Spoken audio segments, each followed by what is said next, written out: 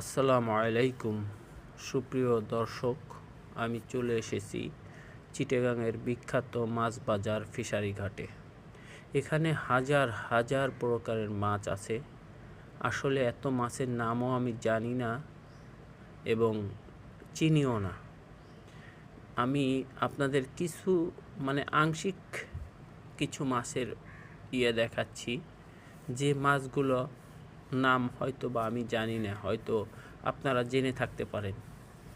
এই মাছগুলো আমরা অনেকে খাই, অনেকে খাইও না, বা দেখি না তার খাবো কোথায়।